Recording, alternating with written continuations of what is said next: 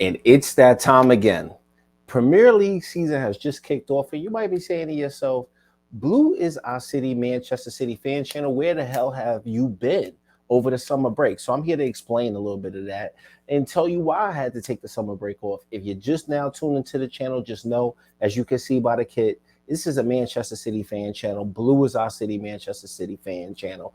But more specifically, I have to start off with this by letting people know why I've been gone. But if you're looking to kind of get content that's going to be talking about the Tottenham result today, you're a Tottenham fan, you just want to rub it in our faces, we're going to give you an opportunity to do that later on in this video. So just know that the way I'm starting this video off, I have to explain myself for the summer break. So that's the reason why I'm back here in the lab. It's going to be a new season. I'm bringing new content to you guys, and I definitely appreciate all the support we had last season. First time doing this, newcomer to the game, but I am looking to further build this opportunity to talk to our brothers and our sisters over the pond about Manchester City football. So I just want to explain that break. So just know one thing.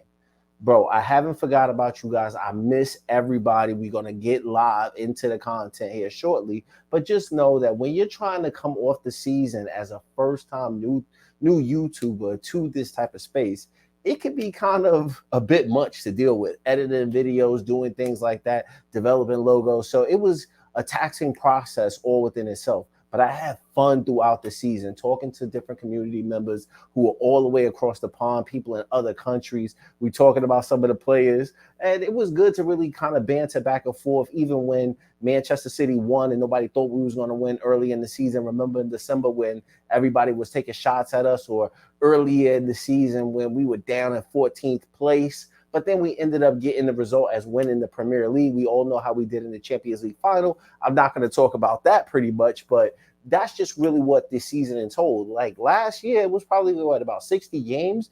So as a new YouTuber into that space, it's really tough doing all of this type of content. But I'm back at it this season. So just know one thing, we're going to be getting busy here this season. And the season has kicked off. We're going to talk about it. But what leads me to my next point is simply what?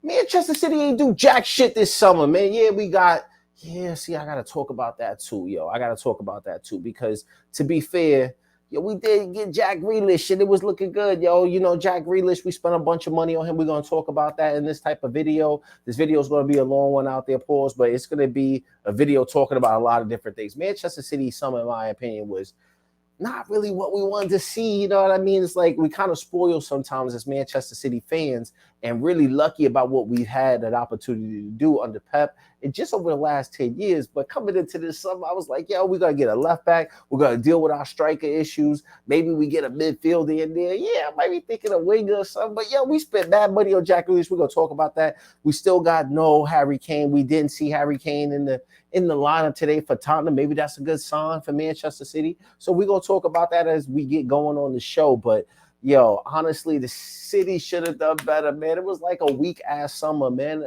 The way I kind of looked at it, we're going to be sharing the screen. We're going to get interactive here in a little while. But, bro, it was like Manchester United went out there doing things. We got Jadon Sancho back in Manchester. They went out there and got a center back to deal with Dyson and Hoover, as they like to call them over there on that side. But, bro, they went out there and got Varane. We're going to see what Leicester's been able to do. We're going to talk about all of that on this video. But, yo, honestly, Manchester City ain't do anything really for me, man. So now it's time to really share the screen and get into this. So bear with me as I move this camera along right here. But, bro, you about to see what I've been doing here, man, in a second. So notice I put the camera up there, but I'm about to share the screen with you guys. So just bear with me 1 second. And we're going to talk really about how Manchester City's summer was really overall. So nothing really to talk about, man, other than the fact that we did get Jack Grealish, bro. We did get Jack Grealish. If you guys could see the screen right here, I pulled this up, man. So to be honest with ourselves, we did get Jack Grealish, right? Like, we know we got Jack Grealish, but at the end of the day, bro, Jack Grealish cost us mad money, bro. He cost us, look what it says right here, £100 million that went to Villa. And, yo, as Manchester City fans, probably nobody wants to hear it because we spoiled like that, but the only bit of business that we did was signing Jack Grealish. And I got no problem with my man Jack Grealish, bro. We're going to talk about that a little bit more in detail. So let's get it understood. So we did sign our guy Jack Grealish for $100 million and now went to Aston Villa. But did we really need Jack Grealish, man? That's my point, bro. Did we really need Jack Grealish? I don't think we did, bro. I don't think we did, man. Let me stop sharing the screen right there. I don't think we did, bro. And that's what we kind of saw here today, man. It was like we didn't really need Jack Grealish, man, in my opinion, man. Like it was tough. And I think Jack Grealish has done well, but he's going to definitely kick on. But yeah, we're going to talk about a lot of different things. But Manchester City, in my point, we didn't really do anything. I would have loved us to see us go out there and get Harry Kane. It would have been real nice for us to go out there and get Harry Kane over the summer. I think all of us really would have appreciated that, but we didn't go get Harry Kane. So it's like, oh my God. And then so many people got something to say about Benjamin Mendy. We're going to talk about that today. But this is the part of the video where we got to kick on and also talk about, yo, what the hell happened out there today, bro? Like, oh my God, man. City lost to Spurs. And the one thing I want to talk about, pardon me, real quick, is that get a swig of this, making sure we're staying healthy, but making sure we're staying hydrated. But the one thing I was looking for is like, yo, how is City going to start this season off, right? Because we didn't make the moves. We got Jack Grealish. How is Jack Grealish going to fit into the team? And then we know what Spurs like to do. Spurs like to sit back, counterattack us like what we saw when we played them at the same spot we played them at last year where we lost 2-0, right? But coming into this game, bro, you was thinking, man, City should start the year off solid. You know what I mean? We're going to be able to put that Community Shield loss behind us. And let me just talk about that right now. I don't give a damn about that Community Shield. I don't give a damn. And I'll tell you why. Bro, City need to play less games this year, man. Last year, we played a bunch of games that we did get experience from. Don't get me wrong on that. But, it kind of hurt us at points during the season, man. But, I just don't really give a shit about the Community Shield. That's my opinion right there. I know some people are going to say, oh, this got spoiled. Recently we've been spoiled over the last, 10, 15 years. We've been spoiled. But I also understand the other part of the equation. People who have been Manchester City fans since, I don't know if you guys can see it over there, but since these times, they can really know about some things. But my point being is that coming into this game, I definitely expected a win, bro. I definitely wanted a win. We know we playing Spurs at Spurs ground, and they no longer have Mourinho, but now they got Nuno. And then remember what the first game was last year? Who remembers what the first game was last year? Who remembers Manchester City's first game last year? Put it down in the comments. Let me know below. But I think it was Wolves. When we played against Wolves, I think we won 3-1, something like that. But we know Nuno is going to set up similar to how Jose was set up, meaning hit us on a counterattack. And that's what we saw a lot today. Now, let's get into the game from a different perspective. So bear with me where I share the screen a little bit. We're going to try to do things a little bit more interactive this season. But, I'm just trying my best to come out here and just try something a little bit different. We can't fault the kid. But let's look at this, man. Manchester City. Let's kind of talk about these starting lineups, right?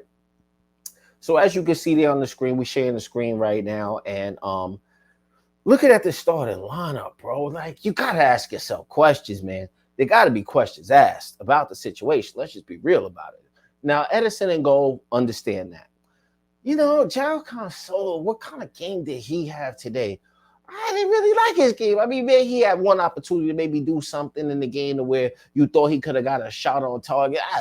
Whatever. Diaz is interesting. We're going to come on to that in a second. But you knew Diaz was out there. And it was good to see Diaz out there. Diaz had a decent Euros. Portugal didn't go as far as England made it this year. But Diaz back training with the team, leader of the team last year. It was good to see that. And I'm going to talk about Diaz a little bit more. Ake was in the team. Ake and Mendy, let's just talk about that.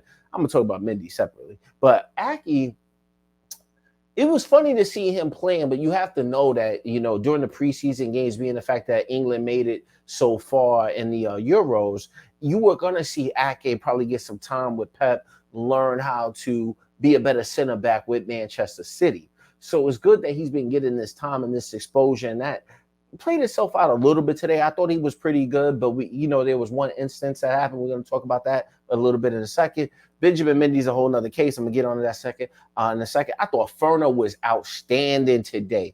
Ferner, the ageless wonder. I really did. Me personally, bro, let me know what you guys think in the comments. I thought Ferner was absolutely sensational for a player that is supposed to be, 36 years old, sign another 1-year agreement, and Manchester City managed to get that type of business done. But we want a damn striker. We want a damn striker. But, Ferner looked outstanding today. IG was doing IG type of things, but really couldn't get in the IG type of rhythm. He just couldn't really do that. Grealish tried. I thought Grealish had a good opportunity where he was driving in the box. I wish it would have been a penalty. We all know what I'm talking about there, but he tried a few different things. Mahrez was in the team, so Mahrez has been practicing. Torres is very interesting. And the reason why I'm going to point on Torres is that we knew we need a striker last season. Oh my God, we was all fatigued saying no mas when it came to the false nine, even though we did make it to the Champions League final and we did win the Prem. But we all wanted a striker. But last season, I made a ton of videos talking about the fact that I really believe Pep Guardiola is going to try to use Ferran Torres more in a striker role, even though we didn't really get to see him out that much out wide. Maybe in the Champions League, especially early on during the season last year, he got some burn. But today, bro, like, he didn't get no damn service. And what's funny about this whole thing is that there's no Aguero on this team. So being that there's no Aguero, and Gabriel Jesus was on the bench, but we're going to talk about that in a second. There's no Aguero, no defined striker that could lead the line on this particular team. And one thing you saw from Torres today is that he probably was experiencing some of the same things I called out about Raheem Sterling last year and Sergio Aguero sometimes last year when he was fit. Is that for some reason this team does not like putting the ball behind in space for strikers to run onto. There were plenty of times where Ferran Torres made runs and I felt so bad for him. He just didn't get the ball at all and we just couldn't be creative enough. So you kind of know where I'm going with the game. And then Sterling out on the left. So the point I want to really talk about right here is this, right? Let's get this understood. The one thing we know is that City got Jack Grealish now. City, we paid all the money for Jack Grealish. And the reason why I'm talking about Jack Grealish right now is that, where is he going to play? Today we saw him in a lineup to where he was running through the middle, kind of playing behind, what was Ferran Torres as a striker, sometimes out left, but really Raheem Sterling was out on the left side. He was running in the space on the same side that Raheem Sterling was on, but more in a central position from midfield, almost playing like a type of 10 type of role. But it was interesting to see him do that. And the reason why is, remember, what we needed coming into the season was what? We wanted a left back. We wanted a striker. We probably needed a midfielder. We need to be thinking about a backup CDM long term. And then maybe, if you watch my content, I say, I want a winger, but he had to be left-footed. He had to be left-footed, was going to play on the left-hand side. But we didn't get that. And Phil Foden's actually out for a month or so. So my question really, and please let me know down in the comments what you guys think, is that, bro, where the hell is Jack Grealish going to play in this team, bro? Where is he going to play? Yes, he can play the 10 position, what we saw today. Is he going to be there as a long-term Raheem Sterling replacement and we get rid of Sterling? What does that do with Phil Foden now? Because is Phil Foden going to be able to play on the left when he comes back and then there's no Raheem Sterling? Or what position is Jack Grealish going to play? What if Kane was to come into the team? If we were to go out there and spend our money to get this man, Harry Kane, bro, from Tottenham, who did not play today, by the way. So let's get that understood. I'm going to talk about that in a second. But if we get Kane, so we got Kane up front, where the hell does Kevin De Bruyne play? Kevin De Bruyne plays in the midfield. Is Jack Grealish going to play the 10 and spot like Bernardo was playing this last season? And then you'll have Sterling and maybe Foden try to be your left wingers? So my point is that we really didn't need him, in my personal opinion. But we all hope the best for Jack Grealish because we already spent $100 million or 100 million pounds. That's a lot of money. So at this point, we got him, and we all hope he does well. But point being is, I don't necessarily think we needed him. Now let's kind of go on to talk a little bit more about what happened from a Spurs perspective. Like I mentioned, we knew that they had Nuno coming into the season, no Harry Kane. So what does that really leave us with? That leaves us with people like Bergwijn still being on the team. Son has phenomenal capabilities, and we're going to talk about, Son here in a second.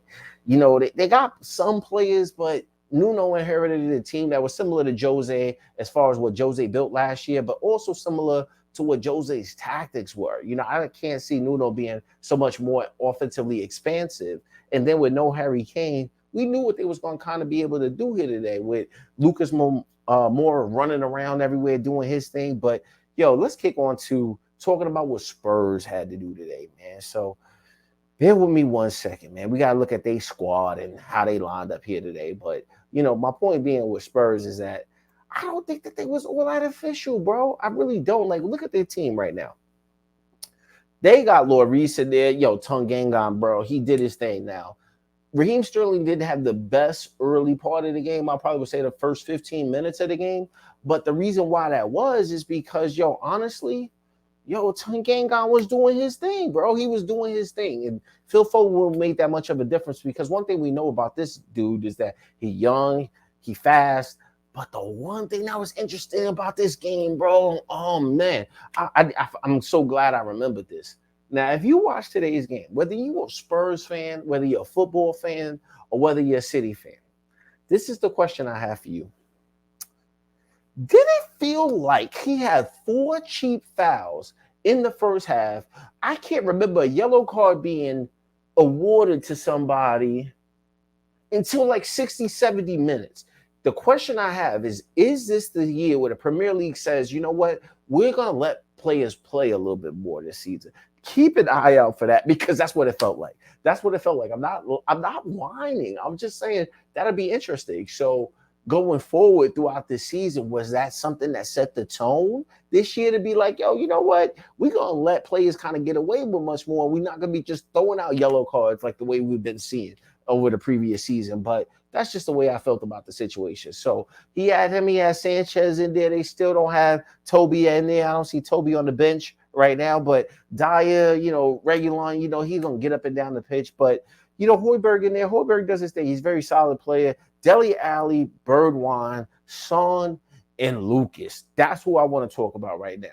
Throughout the game, bro, like, especially early on in the first 30 minutes, right? Like, there were opportunities that we didn't really have. I couldn't really say we did really anything. There was an early Fernandinho opportunity where he didn't get the header on target. I forgot when that actually happened.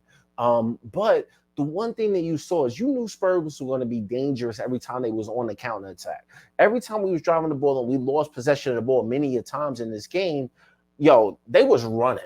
They was going to be running. We knew that was going to be the case, but they were able to do some of the same simple things that Jose would have done in this particular game. Now, I would say early on, they were hitting us on the counterattack, but they didn't find themselves in dangerous position. Sometimes you'll see Birdwine running down the right. Son is just kind of lead the line and kind of moving spaces when he can. But and Lucas, he's always running. So, it was very interesting to know that they were going to do that. They were able to do that in the first half, but not really put themselves in dangerous situations, in my opinion, right?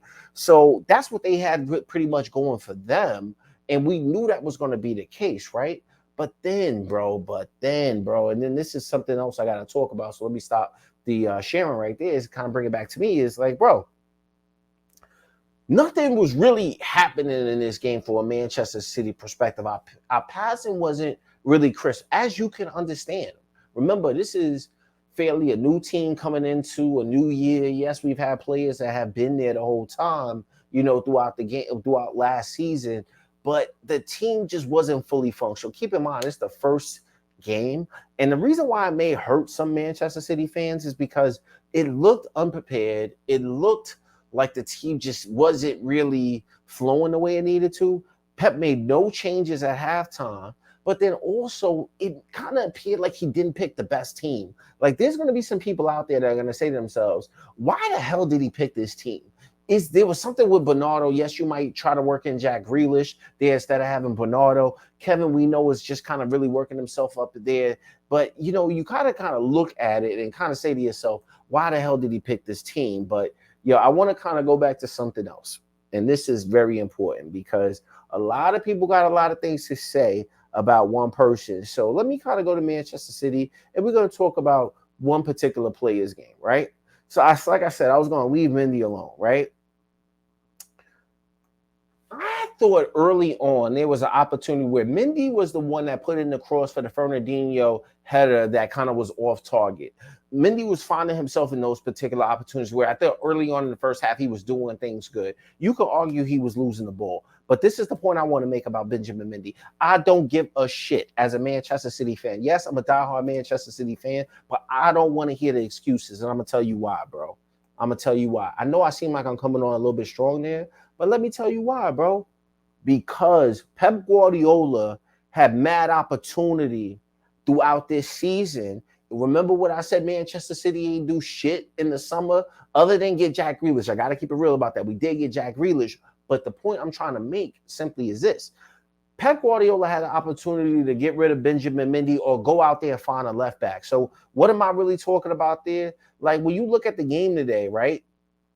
You could see that Benjamin Mendy probably didn't have the best game as far as his passing, but Pep Guardiola is the one who's putting him into the game, bro. So that's the way I feel about it. Let's go further in depth with that, bro. So let me stop sharing the screen right now, because you're going to see, really, we're going to talk about everything in this game, bro. So bear with me 1 second as I get going here.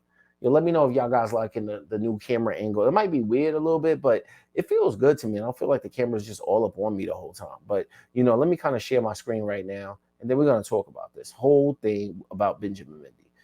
So what do I mean by this, bro, is like, let's talk about this part. I think it's this part, right? Nah, it's not that part. It's this part. Can you see my screen right now? Oh, I know I did that. Can you see my screen right now? If you can see my screen right now, just know one thing. Manchester City had a whole damn summer out here where we as Manchester City fans coming into the season, we knew we lost against Chelsea in the Champions League final. And we're probably saying to ourselves, bro, like, if we had a better striker, we would have done a little bit better there in the Champions League final. N'Golo Kante was phenomenal. Chelsea's a little boring. I haven't changed my position on that. But we knew we played against Chelsea, so we knew what our faults were at the end of last season, right? So what do? We have an opportunity this season, kind of going into the summer, to figure out how we're going to use our Champions League money, plus any money that we have as Manchester City, to be able to go out there and strengthen up the team. So we looked at, as Manchester City fans, we knew we needed a striker. We knew we possibly needed a midfielder of sorts. That was just my opinion. We knew we wanted a left back because Zinchenko was able to do a job last season, but nobody believed in Mendy. Just the same way nobody believing in Mendy after this particular game. You want Mendy gone, or he had a terrible game, the man doesn't pick himself. So how did Manchester City use their money this summer? And I'm not vexing. I'm not venting. It may sound like I'm being extra passionate about it, but I want you to know that there is no excuses in football when we had an opportunity to get rid of him. So as you look at the screen, bro, Alphonso Davies is out here, bro. You know the season he had with Bayern last year, and then Luca Hernandez was coming on last year. Opportunity, say 77 mil. Yeah, we spent 100 on Jack Grealish. We couldn't use some of that money to go get him. Not that they would have gave him up. Let's be real about that. Not that they would have gave him up. Robinson, that wasn't going to happen. But Hernandez from AC Milan, we couldn't pull that trigger. We couldn't spend that money. Chilwell, we already know. But then look at number 7. We couldn't use that money to go get a player that we all said we needed. So that's the reason why I don't feel guilty necessarily about everybody saying something about Benjamin Mendy, because we had an opportunity to fix the situation to where, if we got to go in there and spend our money with Sporting to be like, how much money we need to spend? 44 million, we need to give you 60. It might have been overpriced, bro. It might have been overpriced. But Hernandez is something we could have made a run at, or somebody we could have made a run at. Mendes, we could have made a run at. Angelino, we no longer have Angelino for whatever reason, Some people might feel like that's a good idea. You know what I mean? But you see Zinchenko down on this list. But if we thought that Zinchenko couldn't do it all by himself, that means that we had the opportunity to say, you know what, we can strengthen our team, right? So that's just the way I felt. Now, I'm still showing the screen there a little bit, but let me go over to this. And this is what I want to talk about with Harry Kane. So as Manchester City fans, we knew we needed a striker. So I just talked about the left back situation. We know we need a striker. No matter your thoughts on Harry Kane should have been the player or Harry Kane should have not been the player, but this is what Manchester City have done. We've identified that it was going to be better to make a run at Harry Kane as opposed to Erling Haaland, right? So we're probably not going to spend that money on Erling Haaland. You see what Chelsea has done. Chelsea has went out there, spent 115 million pounds or 150 million euros to bring Lukaku back in. So they are strengthening, and they won the Champions League final. last year versus Manchester City. Our first ever opportunity to win the Champions League final. It would have been so grand, but bro, I ain't even tripping right now because I'm hoping that we get back there. That's what this is all about, bro. So, yo, this is how we spend our money. So we saying to ourselves, yo, we know we dealing with crazy ass Levy, and Levy just, oh my God, yo, there's nothing Harry Kane could do to get away from this club. He could be like, yo, I don't want to be here anymore. I gave you 6, 7 years of my life. Please sell me. You see how difficult they made it for Eriksen to leave, even though Eriksen finally did get his leave. But this is what Manchester City said. As Manchester City fans, we was like, bro, we need a striker. So what has the club done? The club has said, yo, we give you 120 million pounds for Harry Kane, probably plus some additional add-ons. I'm probably willing to say we'll try to get up to 135, which I think is a little bit much for Harry Kane. But that's just my opinion on it. You know, that's just what I feel. I feel like that's a bit much, but no, fell well short of what Daniel Levy's thinking about. Daniel Levy's thinking 160 million pounds, bro. That's ridiculous for Harry Kane. But you know what? As a businessman, I understand what he's trying to do. He's trying to hold on to his most valuable asset to figure out how much can he pocket from this deal, and then how much money is going to go back to the stadium, how much money are they going to be able to reinvest into the team by trying to get this number, by trying to get this deal done, knowing that a lot of teams lost money last year due to the pandemic, right? So that's probably what he's thinking, but overinflated just to the fullest of 160 million pounds. Show you're right, not going to happen. But that's what he's been presented with. Why? Why, you might ask? Because we just spent 100 million pounds. He gave Aston Villa 100 million pounds for Jack Grealish. Not saying that Jack Grealish is going to be not a great player. I think Jack Grealish's best skill set is the fact that he has leadership qualities. And I think that that's what Pep wanted from him. But if Daniel Levy saw that Jack Grealish got 100 million pounds, you think he's well out of his bounds to say, yo, for the England captain, English player, striker at that, I want 160 million. I think it was a good sign today during this particular game. The reason why we didn't see Harry Kane. I know there's been stories that, he was on vacation, chilling with his brother, whatever. He got back, late last week or late Saturday and couldn't play. I think that they don't want to put Harry Kane in that situation because they are negotiating with us to possibly bring Harry Kane in. And I think a number like 135 is probably going to get it done, even though I think that's a lot of money. You're talking about 235 million pounds that we just spent. So that's our money. And I know everybody's thinking, Manchester City got all this money. It doesn't even matter. That's a lot of money, bro. And then now people are complaining about Benjamin Mendy playing left back, bro. So that's just really what you're dealing with out here. And then the other use case, well, let's dive into what other people are saying. So obviously you can see that people are like, yo, former Liverpool player is out there saying that it was a mistake for Manchester City to spend and prioritize Jack Grealish over getting Harry Kane this summer because we as Manchester City fans and everybody else knew that we needed a striker. And today you saw how we could have benefited from a striker. We no longer have Sergio Aguero, even if he's fit or even if he's there in the locker room or on the training ground to be able to coach up Gabriel Jesus or Ferran Torres. He's no longer there as a person to lead the line. So I would have to agree with this man's assessment that we did prioritize the wrong thing of getting, Jack Grealish over Harry Kane. But furthermore, I want to say this is, would we have been better if we would have bought Harry Kane, spent how much ever else, kept the rest of the team the way we had it, and then went out there and prioritized a left back and then possibly could have gotten a midfielder? I thought we would have been better doing that. But I'm not shitting on Jack Grealish's, move. I can understand he's a determined young player who's played for England, who's helped England reach, the final of the Euros. He's looking to become better and kick on in his career. So why not move to Manchester City? But I just don't think his style of football fits us. But we spend a lot of money on it, and that's just where we at right now with it. So that's just the way I feel about it. But that's just what I wanted to let you guys know. And that's just the way I see it, bro. Don't even blame me for the situation. I'm just letting you know how I felt. And after today's game, I think you really saw a team when we tried to kick on with De Bruyne there. We tried to kick on with De Bruyne, brought him on. And then what was interesting about the game too? Hold on, bro. Hold on one second. Obviously, as you can see, I got a lot to say about the subject matter because I've been going for a whole summer, bro. I've been thinking about this whole summer. So this is what I saw today. Regardless of what you thought about Raheem Sterling, he takes Raheem Sterling off. And what does he do with Gabriel Jesus? He brings Gabriel Jesus and plays Gabriel Jesus on the left-hand side. So that man from Liverpool, John Barnes, who came out and just said that we should have prioritized Kane. But now we got a striker that we've had in there for 4 or 5 years now in Gabriel Jesus.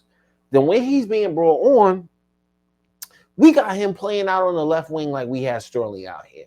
What are we doing, bro? We should have prioritized the money for the striker. Now, there's nothing to panic about. We know how last season started off, and this is just one game. I'm going to talk about that in a second. But I do get that point. But my point being is that when Gabriel Jesus came on, he played him on the left wing. Why did he not? He could have done a multitude of different things, bro. He could have said to himself, let me take off Ferran Torres and then put Gabriel Jesus up front in the striker role that he's been playing for a long time. Didn't do that. Why? Is he not confident in Gabriel Jesus? I don't know what Pep be thinking about sometimes. Nobody knows what the hell Pep be thinking about sometimes. But I definitely understand it's not reason to panic and, throw in the towel and all of that. Or he could have took Riyad Mahrez off. I thought Mahrez had a terrible game, bro. Everybody knows. I think Riyad Mahrez is a great player, but I made a video earlier in the summer talking about, who should we keep and who should we sell as far as players. And Riyad Mahrez, I think, is a great player. He had a great season last year.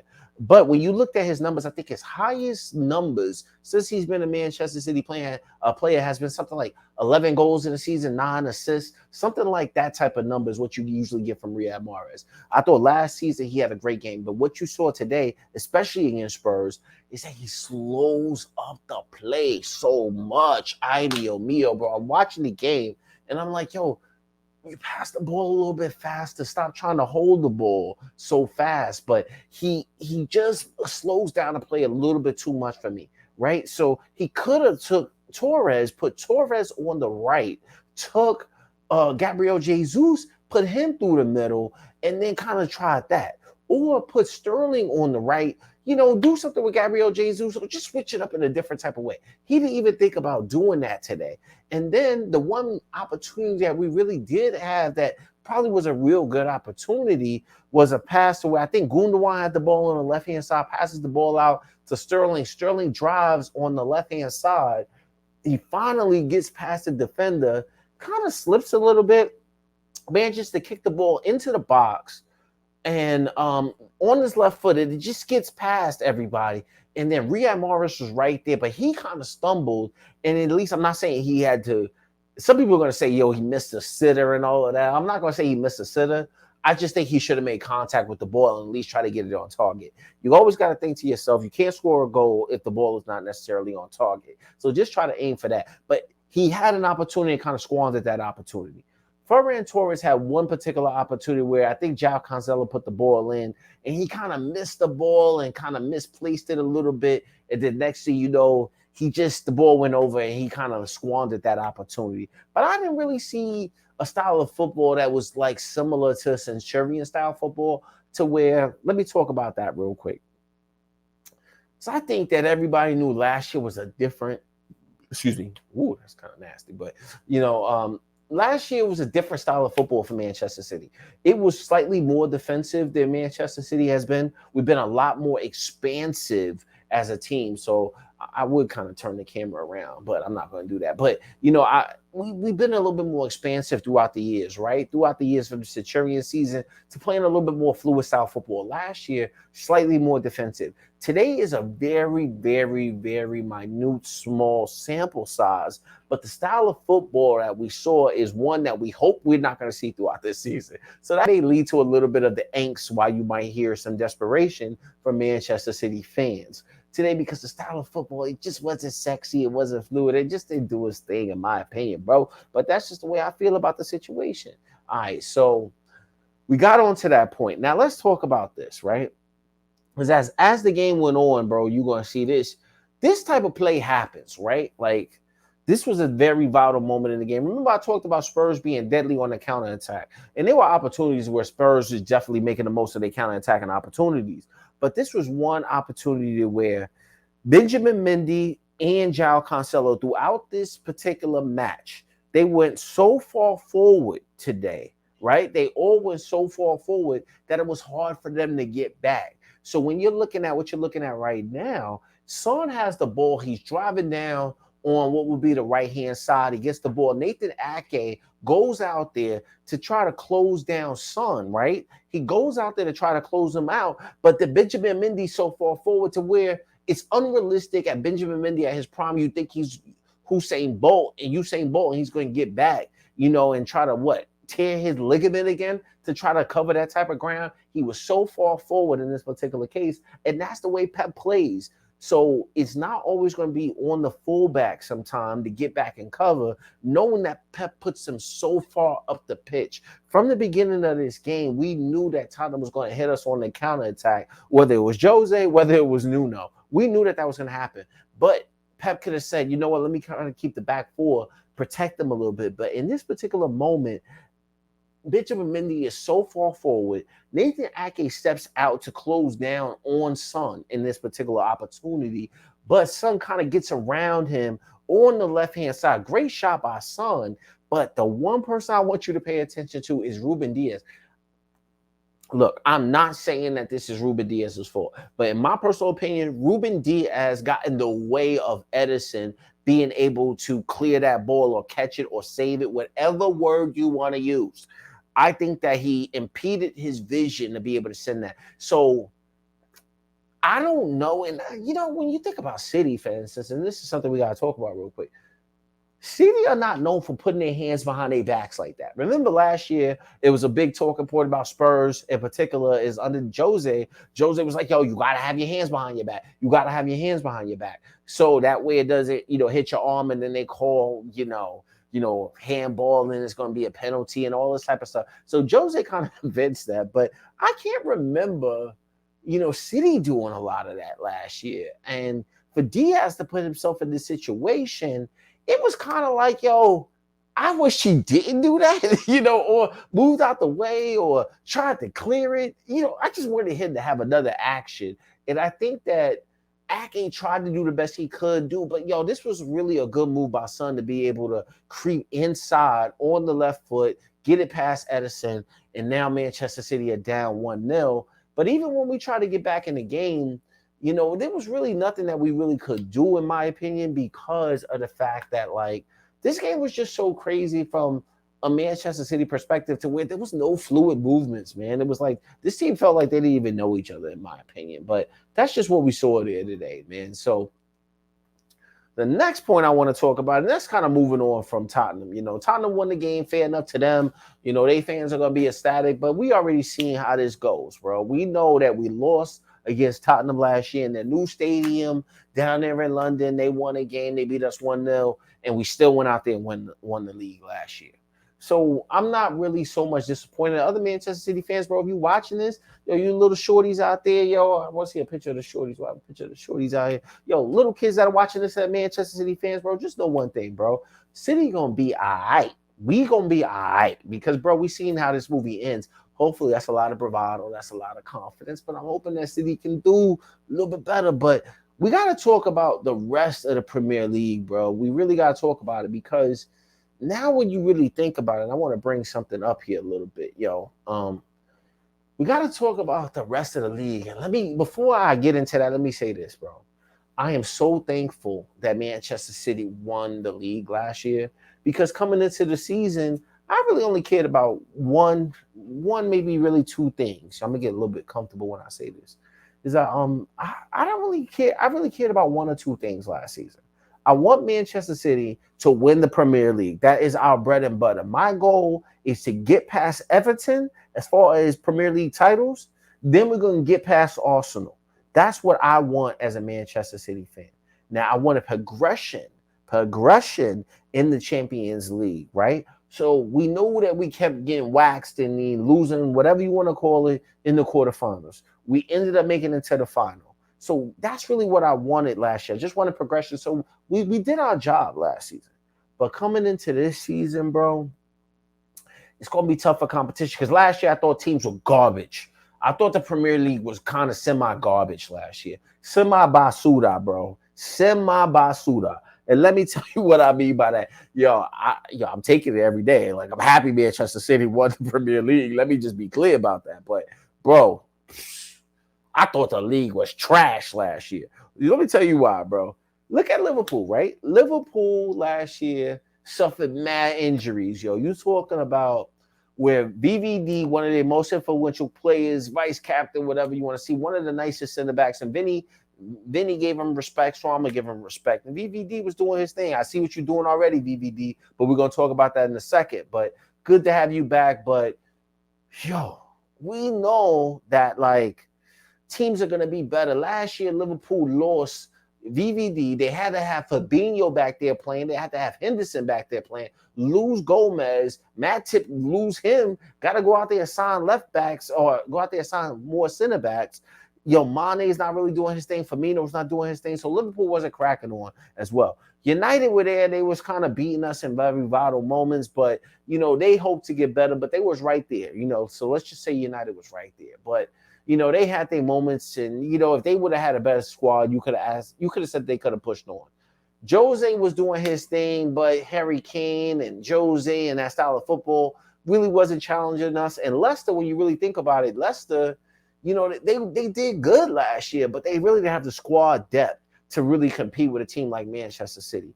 So I thought that the teams around us, Arsenal, forget about it. They didn't really have a squad. And then you saw what happened with Chelsea, where they started the year with Frank Lampard, made the change to Thomas Tuchel. So Thomas Tuchel implemented his changes in the Champions League more so than the way they played in the league, even though they did do a good run. So point being is I'm talking about league ops right now. So let me share the screen and we're going to get back into this, bro. The point being is that, bro, the teams are going to be a lot different this year. It's going to be a new challenge for Manchester City. It's going to be something a lot different. And the reason why I'm saying that is as we look through the teams this year, Arsenal's already off to another losing start. So I'm not worried about them. Yo, my bad. I'm just playing. Yo, shout out to all the Arsenal fans who might be watching this. Y'all squad is deep. I mean, y'all fan base is deep, but your squad is like not there. So that's the reason why I'm moving past you guys. But, much respect. I remember days when Manchester City wasn't so great, so maybe that's just the funk that Arsenal is in right now. Villa, you just lost your best player. Fuck out of here. Brentford, welcome to the Premier League. Brighton, I ain't really tripping on them. Burnley, I mean, get out of here. I mean, Chelsea is very interesting. Like I said, they got Lukaku. And I know I'm talking cocky right now. I'm talking a little wavy right now. But understand one thing. I'm not really trying to take a dump on these teams. I just think that as far as money, power, influence within the Premier League, some teams are not going to be able to compete as far as other teams. So now we're talking about Chelsea. Chelsea is a team who, like I said, they had Werner up there. They had Kai Havertz.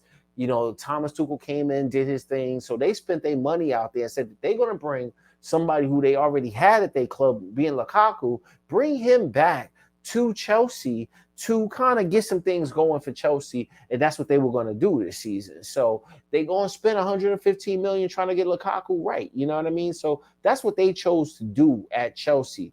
So then we kind of go through the list. Crystal Palace, it's good to see Vieira coming back to the Premier League once he played, but I don't consider them to be a very vital team that's really going to put pressure on Manchester City. But then another thing, hold on one second. Hold on one second. All right. I have to pay attention to my dog. My dog be trying to do things in the back that I don't be appreciating, but it is what it is. So, but the one thing is this. So now let's talk about Everton. Everton is a team, bro, that you can see here that Carlo Ancelotti last year, Carlo Ancelotti came in and they had big expectations. They had James Rodriguez.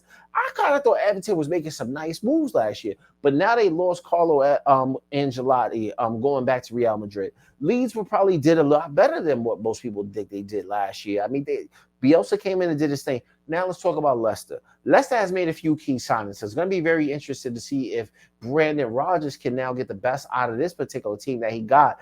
I think if Brandon Rodgers had an additional $100 million to spend, bro, Leicester might be a problem out here with the way he coaches teams up. But my point is that they're going to be a lot better. So we've identified some teams already, and 2 teams now who are going to be a lot better than they particularly were last year. We know it's going to be a long season. Things may happen, but Chelsea is going to be a lot better. Leicester City is going to be a lot better. Liverpool is the next team up. Liverpool is definitely going to be a lot better because now they get VVD back. He didn't injure himself in the Euros, sat back, tried to work on his body to make sure he was in the right physical frame, but also mind space to be able to compete. And it's going to be very interesting to see my man Ruben Diaz, who went out there last season, won some trophies as far as individual contributor type of roles, and played himself into being a top Premier League player last year.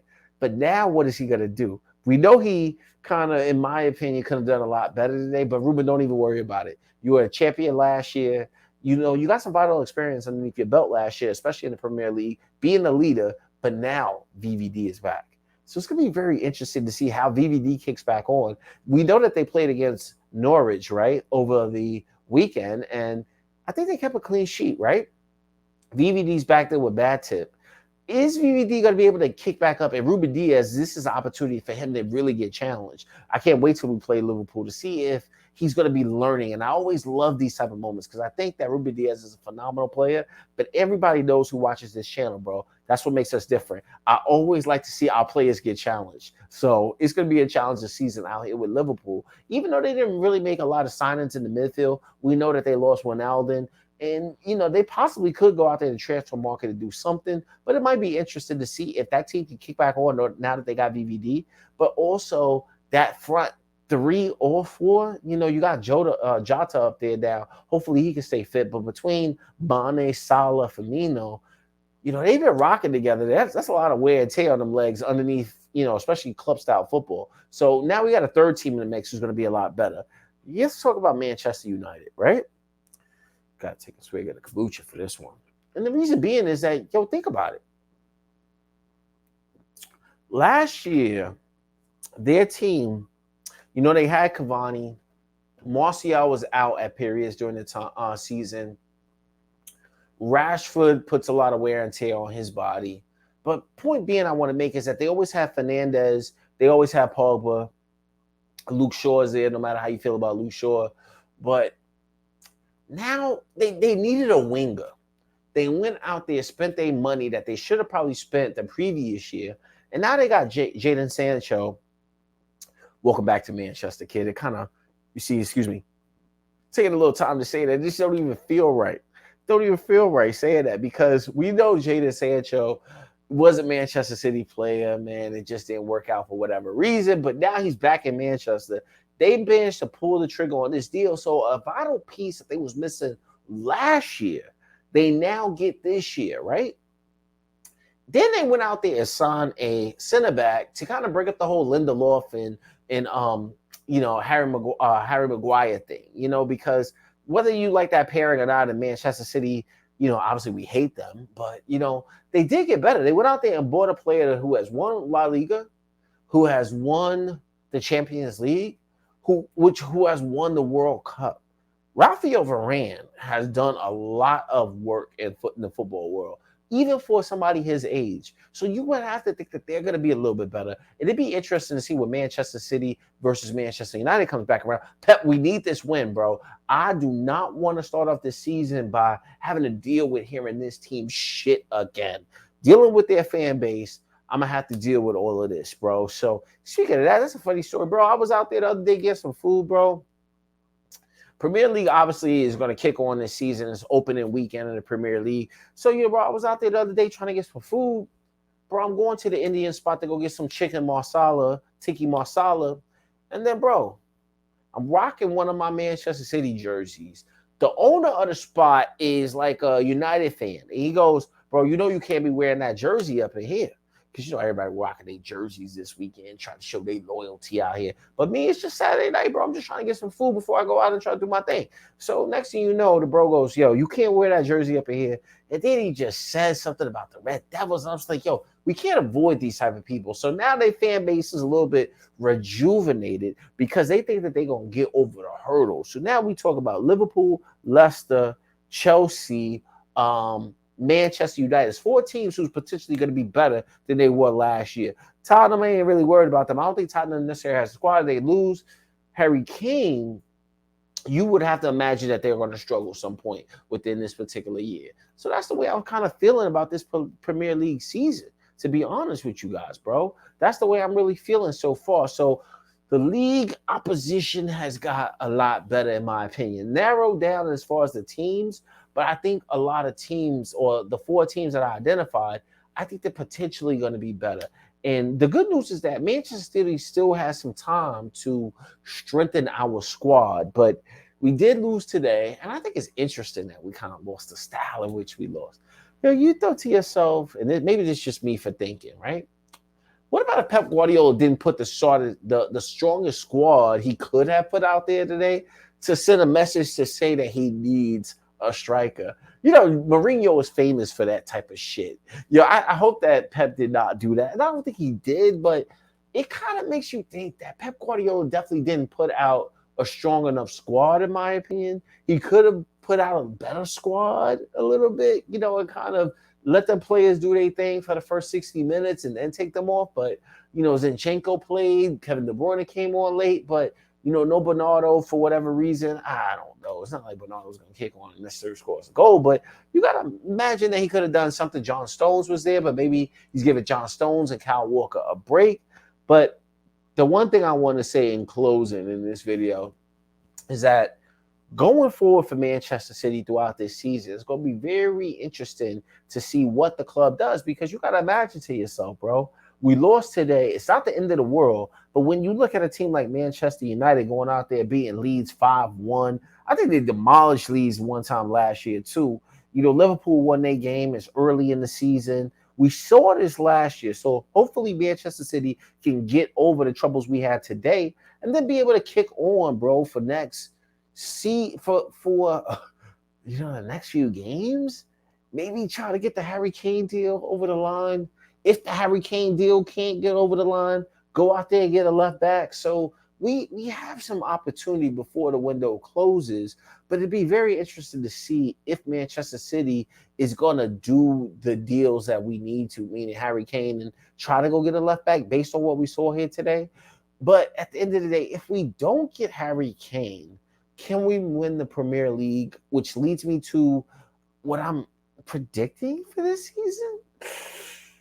I don't know if we're going to win the league. And this is just me being honest. I hope that we wax everybody, I hope that we get things done. But unless we sign a striker, I think we might struggle. It may come in second this year. If we sign a striker, I think we can win the league. But we really need a striker, because you got to say to yourself, United's going to be better, Liverpool's going to be better, Leicester's going to be better. A few teams are going to be better. So can we go out there and win the league, or do we give ourselves an opportunity right where the winter break happens, or the winter window, the January window happens? I can't even get my words out today, but the January window happens, and maybe we get Harry Kane at that point, because Spurs will be in a different state of mind. Now, when it comes to the Champions League, I want to win the league. Let's just get that out the way. I want to win the league, but I think we might win second if we don't get a striker. If we get a striker, I definitely want to win the league again. My bread and butter, I'm trying to catch Everton. When it comes to the Champions League, bro, this one's going to be difficult. The reason why is that now, as Manchester City fans, some traditional Manchester City fans have said, Champions League, guess what? You can kiss my don't even care, right? But after last year of us finally making it to a Champions League final, some people may have that in their minds, right? They may have that they want to see Manchester City show progress in the Champions League. You see progress, like how I said previously. They might use that to say, bro, we need to win the Champions League final. Lose it, like Liverpool. Remember that year Liverpool lost it and they came back and won the next year? Some people may have this in their brains to say, you know what? The expectation, and we're going to hear it from the ESPNs of the world, ESPN FCs of the world, the Sky Sports of the world. We're going to hear Monday morning, watch out. Tomorrow, we're going to wake up and we're going to hear all of these expectations that everybody has on Manchester City now, because Manchester City, made it to the Champions League final. We won the league, but watch how these expectations are going to come up, especially when it comes to the Champions League. Now, looking around the world, what team has gotten better? There's a team in Paris, there's a team in France that just added freaking Lionel Messi. So it's going to be tough. Now, with PSG, the stumbling block is that they spent so much money on these prime players that they may not be able to fill the squad out. And today, that's what we saw. When you watch other Manchester City fan channels, some people are going to talk about the squad depth. I guarantee you're going to hear some people talk about the squad depth other than blaming Benjamin Mendy for everything, right?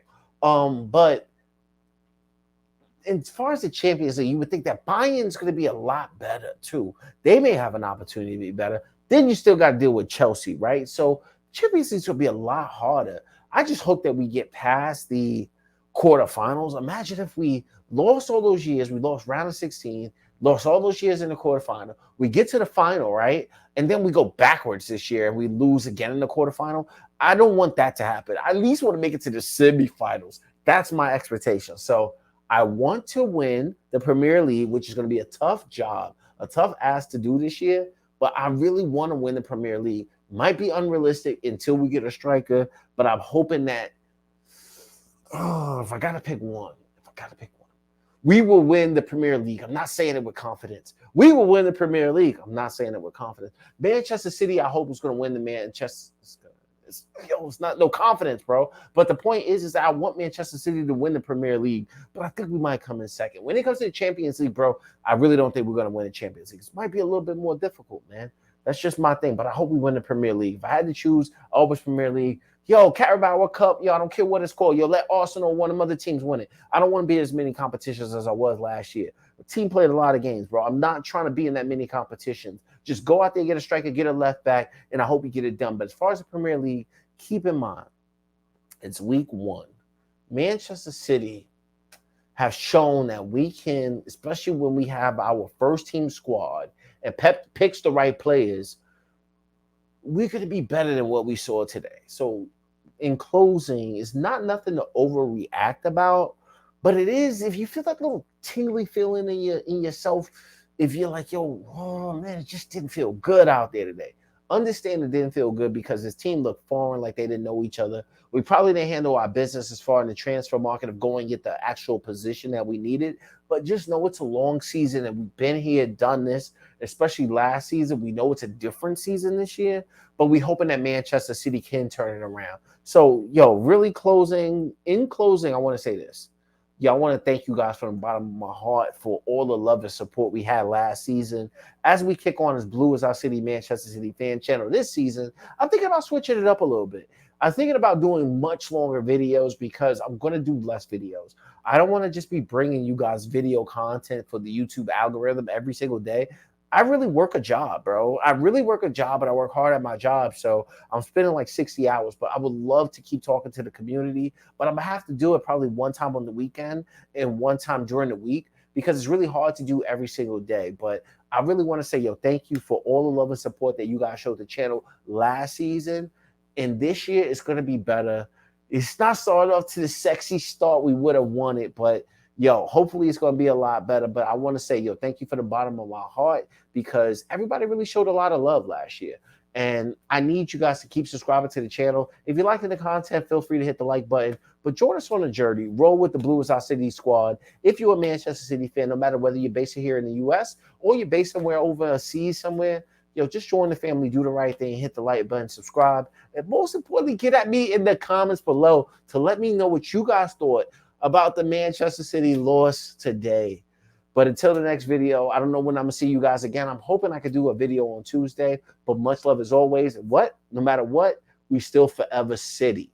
And we're going to keep rocking out. We need to win next time, bro. We need to win next time. Yo, see you guys on the next video. Peace. I'm out, man.